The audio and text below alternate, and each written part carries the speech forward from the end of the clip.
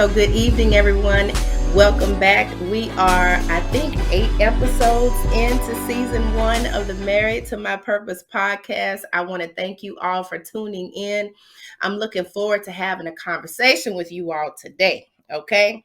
So I have had the opportunity to read and listen, if you will. Some people like Audible books, but I have been listening to Napoleon Hill's Think and Grow Rich for the past 3 weeks. And I just finished it today. One of the things that he highlighted in this book is what I'm going to share with you all on this episode, which is 7 basic fears. Okay. And one of the things that he said specifically about fears is it is a state of mind. That fear is just a state of mind, but that there are 7 basic types of fear, that all of the other fears fall into those categories or under those categories as subcategories. So we're going to talk about some of those fears today. One of the things that I will say to you is we are all afraid of something. Now, I know people may have said, or people do say, or you may hear people say, I'm not scared of nothing. I ain't scared of nobody. Well, the reality is we fear something. Okay. That doesn't mean we should, but I'm just saying that because we're human, there are things that we fear. So the 7 basic areas that Napoleon Hill says that any other fear falls into the category of are the fear of poverty, the fear of criticism, the fear of ill health, the fear of loss of love, the fear of loss of liberty or freedom, the fear of old age, and the fear of death. Now, let's go back to the fear of poverty. Growing up in Louisiana, I didn't know that I lacked anything. I was born and raised in Louisiana. I was raised by my grandmother. She was a single parent, single grandmother, if you will, or widowed. Her husband passed away, but she raised all of her grandkids. I don't ever remember not having what I needed.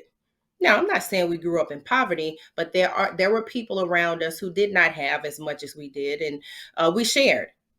Now, what I will say is, in terms of keeping everything, sometimes we had a problem with trying to preserve everything because we would be afraid that if we lost it, we would be lacking something.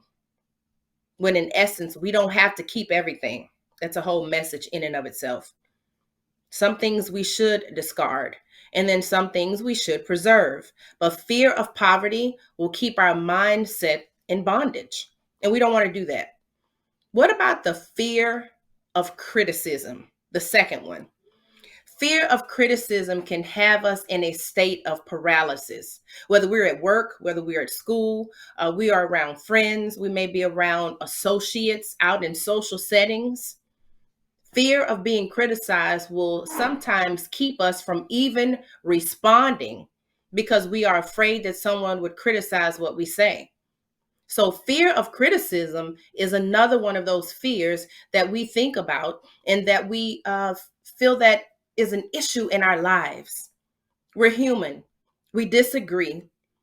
No one thinks the same. So you may always have someone criticizing you. So the fear of criticism can also be a space where it can paralyze our progress. What about the fear of ill health or the fear of getting sick? Being a hypochondriac, which means you can think yourself into sickness. You can stress your way into sickness or illness. Yeah, it's true. It's a medical phenomenon. We don't want to think ourselves sick. And sometimes when we go to the doctor and we think we're sick, we're really not. We have literally thought ourselves sick. My grandmother said, you're going to worry yourself to death. Or if you don't stop crying, you're going to make yourself sick. Can we make ourselves sick? Well, according to research, we can. So that's another fear. That's our third fear. What about the fourth one? The fear of the loss of love. When we have different types of relationships in our lives, whether it's parents, whether it's an intimate relationship, we may have a partner, we may get married, we may be in a platonic relationship. We may have the fear that if we lose that love from someone, that our lives would not be the same, or that we wouldn't be fruitful in life without love around us.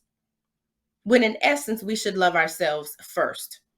So that fear of the loss of love is a very important space because everyone wants to be loved.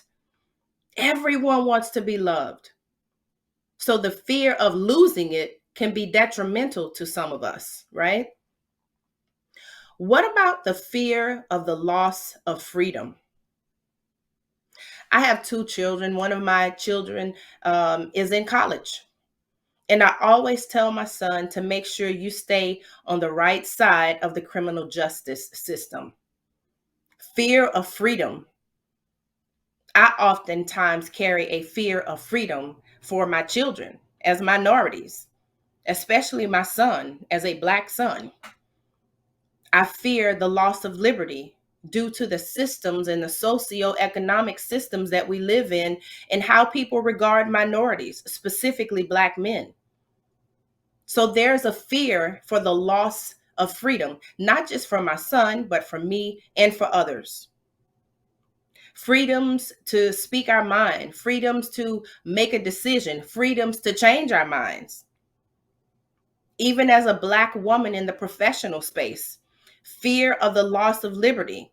If I'm in a job and someone may not appreciate what I bring to the table, I may be fearful of speaking my mind in a respectful and a professional way, of course, but also understanding that there are repercussions to me speaking my mind and being free to be me and share my concerns.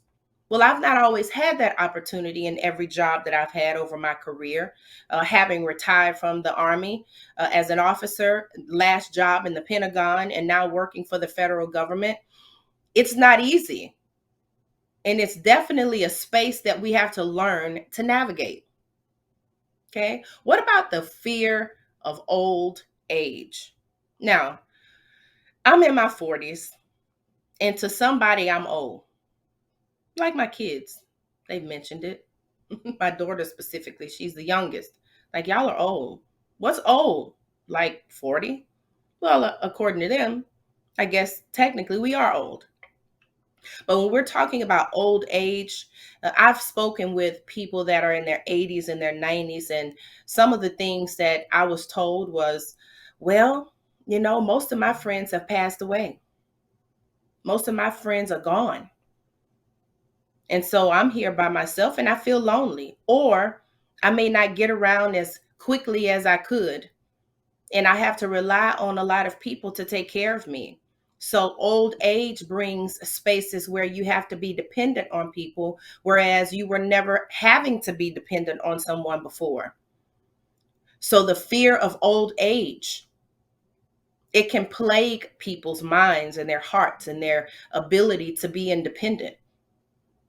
What about the fear of death? The fear of death.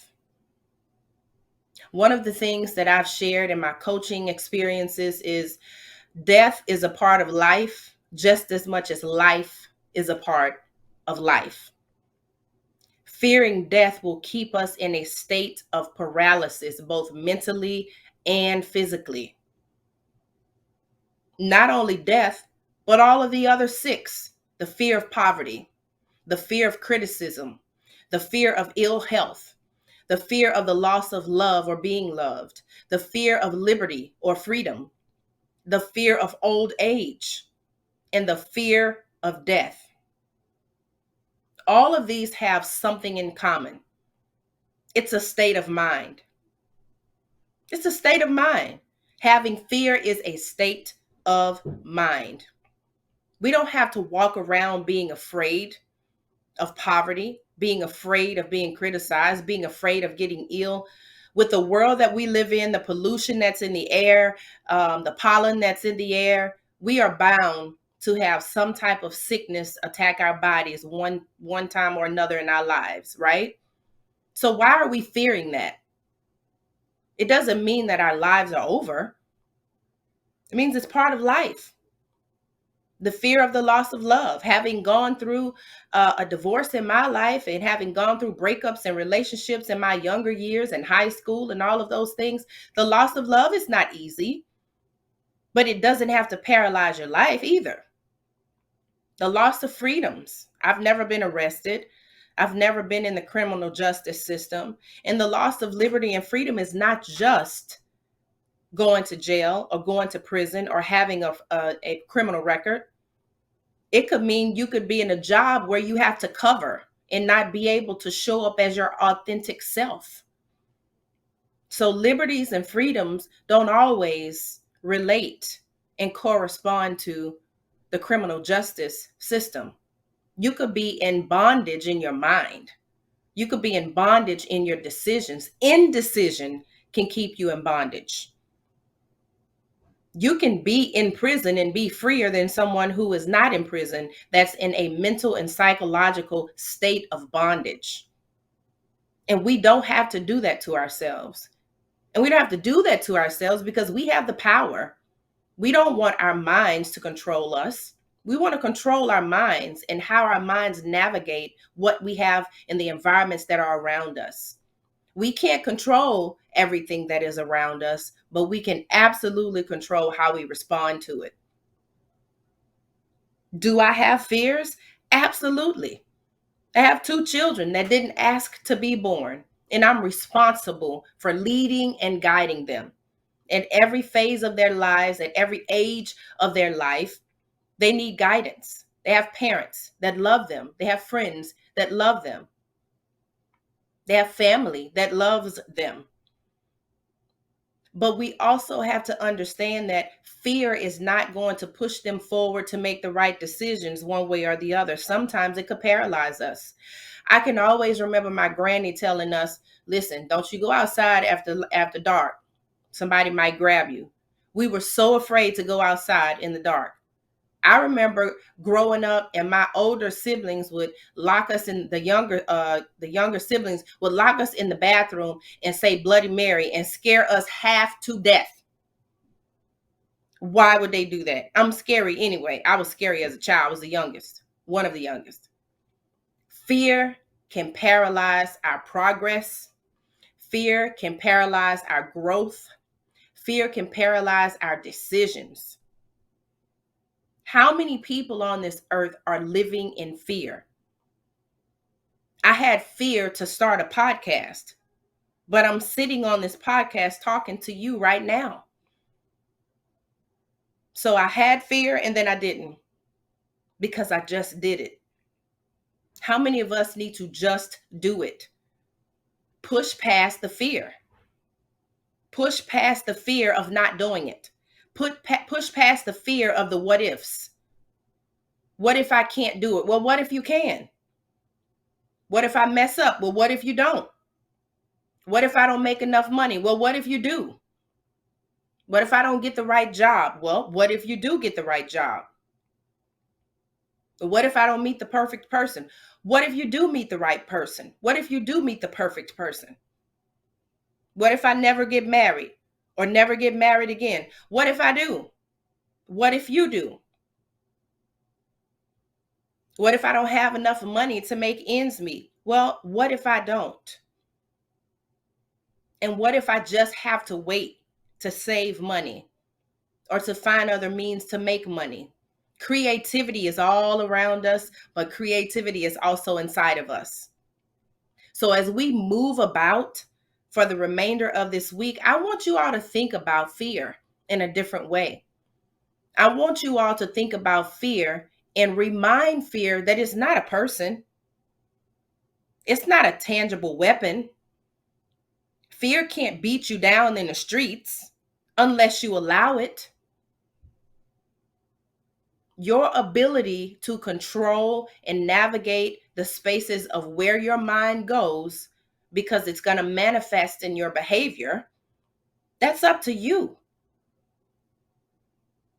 So we've got some work to do this week. We've got 7 areas of fear that we want to make sure we are not allowing to overtake our lives. The fear of poverty, the fear of criticism, the fear of ill health, the fear of the loss of love, the fear of the loss of liberty, the fear of old age, and the fear of death.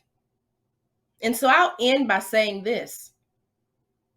Why be afraid of the fear of death? Let's just use this one for example. I'm excited about death in many ways. And it's not always physical death. There's some things that I want to die in my life right now. Bad habits, procrastination, you name it. We can go down each one of these basic types of fears and do the same thing. There may be some impoverished mindsets that we're carrying that we need to get rid of. There may be some ways that we show up very critically and in a critical manner that we may need to get rid of. There may be some things that we're putting in our bodies that causes our health to accelerate in a not so good way. Loss of love. There may be some things that we love that we probably need to just stop. Yeah. Some freedoms that we have, just because we're free to do it doesn't mean we need to do it. Another twist on fear, right? Another twist on these losses, the loss of liberty, the loss of love. Fear of old age.